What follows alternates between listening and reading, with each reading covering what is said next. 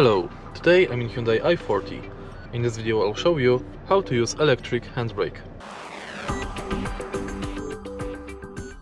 In the beginning, let's take a look in the center of the car.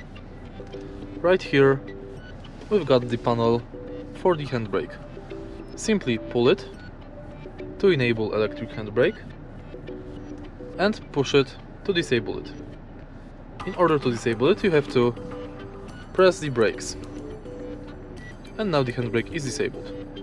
You can see that buy icon on the instrument cluster. Let me just turn off the light and take a look at on the left side of instrument cluster. Now I'm enabling the handbrake. Now I'm disabling it. And that's basically it.